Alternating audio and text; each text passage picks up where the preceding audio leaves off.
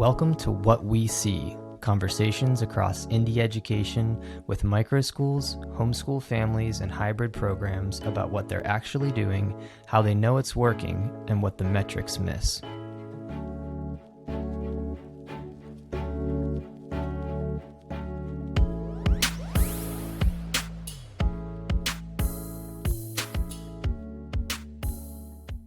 All right, welcome. I'm here with Denise Lever from Baker Creek Academy, founder of Baker Creek Academy and Trailblaze Ed. Thanks for jumping on and joining me for this What We See conversation, Denise. Happy to be here. Thanks for the invite. You're welcome. Cool. So as we're getting accustomed to doing here, just going to start out by setting a little context. So, tell me about what you're building, how you got here, what the kind of landscape and scale of your work looks like these days. Sure. Well, I started out in a very non-education experience. So I was actually a wildland firefighter until I was about 30, 31, and we decided it was time to stop and have children. And so I left firefighting, and my husband stayed in wildland firefighting, and we ended up moving 9 times in 13 years. And when it came time to educate our kids, one of the things we wanted to offer them was consistency around our family, because a lot of the other circumstances in our life were inconsistent to a certain extent. We were constantly moving, and so I started homeschooling my kids, and my oldest in 2006, and I homeschooled my children all the way through high school. And all of my kids started college at 14, and we're pretty successful with this situation. So I was doing some basic education crisis consulting. Someone would have something happen in a traditional system. Usually they panic, they pull their kid out, and then they say, like, now what are my rights and responsibilities? So I was helping people navigate that. And then COVID hit.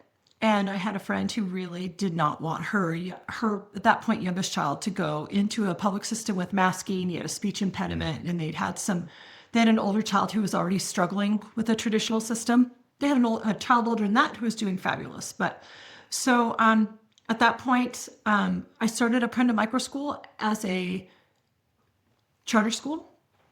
And at the time I had to have 5 students to start, and my youngest was in 8th grade, and then her 3. So I asked her to find me another family, which she did. So I started with 7 kids my first year, and we had a handful of really random but important things happen in between that and Arizona's universal ESA funding coming online. And so I had helped one of my founding mothers to start a microschool. They had a family medical emergency, and she needed to have an income. Her husband was out of work. And so I helped her launch a microschool in 2022, and then in early 2022, and then by January of 23, Universal ESA had come in and was working in Arizona. And so I launched 2 more microschools, and this year we're launching an additional 2. So we'll have 11 microschools in my network this year in my local town of 6,000 people. Oh, wow. So we Okay. have the equivalent of So you're about taking over the town. 20%. Yeah.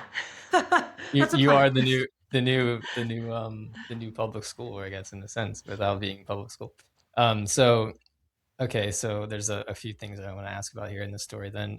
So 11 micro schools coming this fall. Are they how are they really small, or are they like you're starting new ones because they're at capacity? Like how does that work? Yeah. Size of So, them? unfortunately, we don't have enough seats to accommodate the demand locally. And Mhm. so every year I've tried to add 2 or 3 micro schools to our network to try to meet the demand that we're seeing. And we intentionally stay small.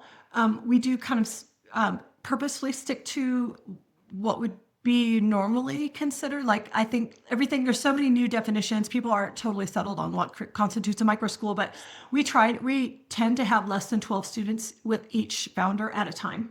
Oh, okay. So they really are small and very curated, self-directed, intentional programs.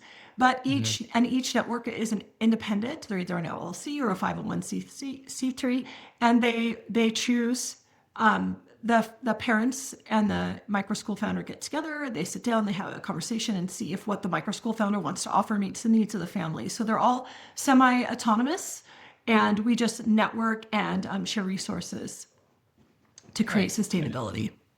Very cool. Very cool. Yeah, I guess that makes sense in a town of 6,000. You said a town of how big? The whole town, Yeah, six. about 6,000 people. Hmm. Okay. So it makes sense then the schools should be about 12 students apiece, and that fits well. Yeah. um, so okay, so you're a homeschool mom, and then I'm curious, like you also have this kind of background as being like a first responder. So it sounds like that almost energy was present in in your career now as a microschool founder and supporter, right? Because it was like COVID hits and like people are like, "What do we do?" And you're like, "I got this." Yeah. So Yeah. is Well, that kind of yeah. what the is that like Kind of part of what your happened. A lot of those DNA things or kind of lined up. Yeah. I yeah mean, I would say definitely. So, part of what happened was I felt like I finally had the bandwidth to do more for my community. I was like my oldest had just yeah graduated high school and was out of the house. My middle child was in high school. My last one was 8th grade, and I was kind of like, well, we can try this because whatever you're well educated enough. If we blow this for a year, we'll figure out the next thing, right? And then, but really what happened was I was seeing in firefighting that a decentralized system and really pushing decisions down to the lowest level was the most efficient at putting out fires, at literally solving problems on the ground. It was empowering the people that were right there that could handle the situation and not have this really heavy bureaucratic overreach. And I started applying that to our schooling, even in my own home with my own kids. They had a lot of autonomy to make decisions. They were individual people. They knew what they liked, they knew what they didn't like, and they had interests that they had freedom to explore. And so when I started our program, I really wanted to bring kind of all those ideas of independence and a marketplace and kind of that indie education approach to other Mhm. families because I saw how some kids just weren't thriving in a really structured top down setting.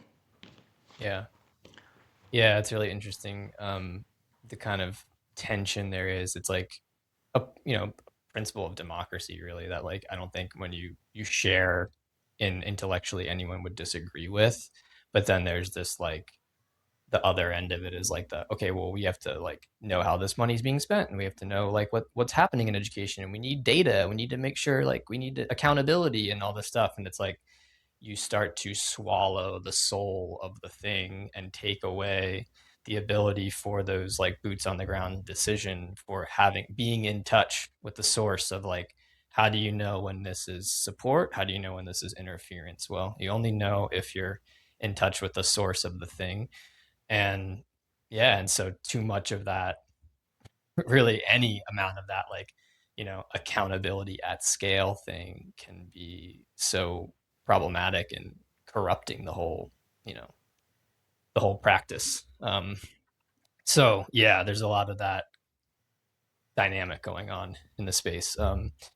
So okay, let's talk a little bit about like what learning looks like in are you mostly at Baker Creek, like that's your micro school, that's where you work day in and day out still, and you spend your time, and then these other locations other people are running them and it's just more of like you support, collaborate with them. Yeah, well, we have a really unique kind of a three-tier system. So I have my own micro school, which I started years ago, started 7 years ago, Baker Creek Academy.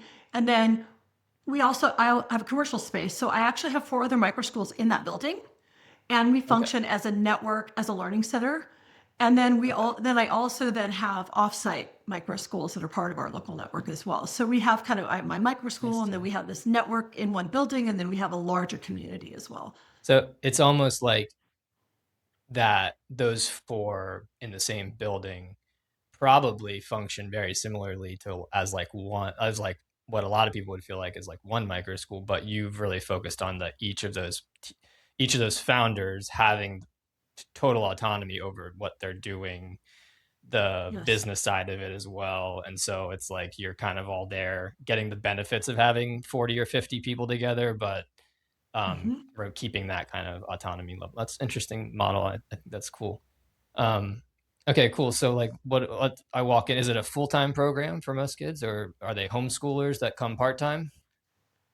Um, we actually intentionally serve just about everyone. So we have micro schools where a significant number of our kids actually are here about 20 hours a week, 4 days a week, five hours a Mhm. day, and we support them in their core academics. Legally in the state of Arizona, if you're taking ESA funds, you're what's considered a home educated student, Okay. not homeschooled. And there's a legal definition around that. And but the parents still maintain all of their rights and responsibilities for educating their child. So we support the families in their Mhm. education. That's our basic model. We also have homeschoolers who choose not to participate in ESA, and some of them are in our programs full time in our micro schools, and some of them just choose enrichment. We also offer. We have a Suzuki Tree music program. We have a drama program. So and we have a film program starting this next year. So we have students that come a la carte that are Mhm. ESA and and homeschooling, and then we also serve as a tutoring center for public school students. So Wow. we reach just about everybody in our Good. community. We also offer adult classes outside of our traditional schooling hours because we have a building that functions like a community center. Yeah. Yeah. Okay. Interesting. All right. So if I walk in on a Tuesday, Wednesday morning, Baker Creek Academy, what am I looking at? What do I see? What's happening?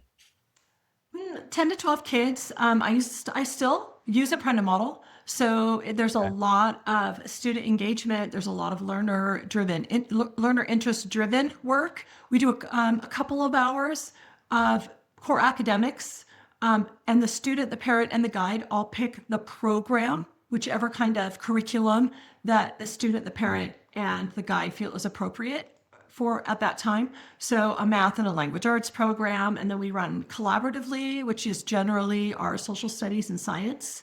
We run a 2 hour collaboration, and then we run a create hands-on, student interest-driven afternoon. Okay. Cool. So when something, this is a common question I'm asking people, but like when something really good is happening in your program, like how do you know? What does that look like? Because sometimes you walk into the space and it's like some days it just feels like just kind of like it's just getting through this day, and other times you walk in and it feels like jazz, orchestration of jazz, like everything's kind of working and flowing. Yes, When it's yes. when it's really good, what does it look like? I'm not here. It's all student driven.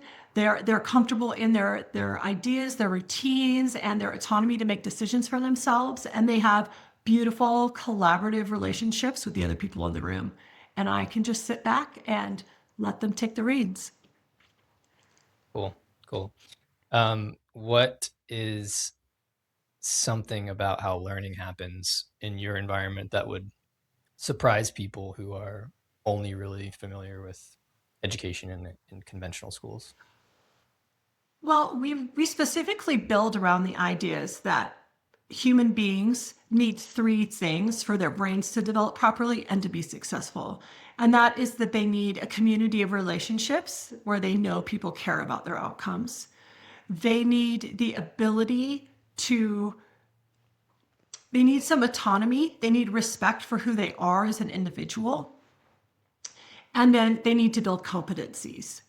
And so when we focus on those and we align them to that individual and their family culture, that's when we see the most productive development mentally, educationally, and also just in their capacity to function as a person. And I Mm. think that a lot of times traditional systems are very narrowly focused on one or two measurable skills. And we Mhm. don't use traditional metrics to measure the development, the social and emotional development. And so a lot of times that gets lost or buried. And it's very easy to see these kids taking responsibility for their lives, making choices, making good choices, and having age appropriate autonomy that would surprise, I think, people who are used to a system that is completely adult choice driven. Yeah. Amazing. Couple things in there I want to pull at. So, um, you mentioned it there about the kinds of learning that's hard to that like traditional metrics miss, and it's hard to document or communicate or whatever. Like what is there other kinds of learning that you would say is it's hard? There's learning that's kind of easier to document. We finished the curriculum that we tried to today or whatever, but then there's just all this other stuff that's like harder. Like what else is harder to communicate, and what practices do you have? Like what attempts, methods, are you trying to? Because like that's really like the magic of what your program is, right? Yep. We had a strong focus on Socratic discussion. And so I think that that's something that is difficult in some ways for people to understand how it would be measured. But when you can see students, very young students, the longer they've been in our program, the more skills they have in this area. And I have kids that have been here, they're fourth and fifth graders that have been with me since kindergarten, who have more reasoning skills than kids who are seventh or eighth grade that haven't been in a program like this long term. And so you'll see children being able to advocate for themselves, thinking critically, making very astute observations that other kids would completely miss if they're not trained in that practice. So I think that for us has been really effective. Well, very cool. And you mentioned it before. I really like this model. I really like the aspect of this model where you're partnering with parents and families. I'm curious about like what role parents play in their kids learning and in this process. But you mentioned like the family culture and aligning those things. It's something that it's been an evolutionary journey for me. Our school is very much on the self-directed end of the spectrum in terms of like, we have offerings that cover core academics in very kind of one room schoolhouse, differentiated ways, not in any kind of like repetitive or rigid way. But they're also like optional. Like kids don't have to take those, and until they want to, or they can fulfill those needs in other ways, right? Um, and I tend to be much more very on the kind of like unschooling side of the like approach with my own child. Um, but as a school founder, it's like you're dealing, like you said, with family cultures. You're dealing with every family has their own microculture and their own set of values. And so it's a whole other thing to kind of help help parents unwind their own thinking about what learning Yes. is and what it should look like. And honestly, that is probably a bigger job than educating the kids. But because you can't really do that and run a school, there's these types of like strategy you have to kind of come up with, like how do we approach that challenge, like what we think is really useful, appropriate, or effective, and then this family's culture and their needs or whatever. So I'm really interested in that aspect of the model and like what role parents are playing in your process. Yeah. So this is actually one of the core principles in Prenda as well, and I really we've adopted this and stuck to it. Even for not all of the guides that are in my network are with Prenda. Everyone has the autonomy to choose what program fits their needs best, their business model, Mm-hmm. their families. But so Yeah. I really do love it because we do what's called a GPS meeting, guide parent student. So for example, I have a student who came to me as a sixth grader. He'd been in public school till the end of third grade, still couldn't read, was unidentified. No, they just said, we don't know what's wrong with him. We give up. He homeschooled for a year and they wanted to put him in our program. I didn't have space. Finally, I had a slot open up and he came into me as a sixth grader and was struggling. He was second, third grade reading level. And so we sit down with this folks and be like, what are your priorities for this child's education? And it was, we want him to be able to read. His long-term goal, his parents own a mechanic shop and he wants to open his own or potentially take over his father's shop. So it's like these are the fundamental skills that they see that he needs to be successful, and they know the business better than I do. So we sit down and we design an education plan, and the student also has a say. He says, you know what, I want to be better at reading, and or he says, look, I don't think I need writing. And we can talk about, hey, dude, at some point you're going to have to write an email to the bank, or you're going to have to, put out together some kind of advertising or something. You're going to need some writing skills. And so we talk back and forth about it. And I can say that can be lower on your list of things to do, but I still think it needs to be on your list. And this is why. And so we have this collaborative agreement over what his education looks like for the year. And they chose to withhold basically. Math is there, it's available, he has access to it, but it is not his goal. And his goal right now was for the last couple of years has been to improve his reading. And we actually choose to participate in a norm reference test. And he's actually grown 5 years in the last year and a half in reading because we've chose to focus on that alone. And we know that at some point he'll choose math. Yeah. Yeah. That's cool. So I'm curious, like how often you find yourself needing to advocate for the student's voice in those meetings versus like, do you find that just the medium of that process sort of soft like opens the parents up to being willing to, like they're there with you and they know you're going to advocate for the student's voice on some level, so like they might be more like willing to create that space rather than just kind of like we really need you to do this kind of, like how's that dynamic? Well, I'm I sure it's find it different to with be a every learning family obviously. process. Yeah. Yes.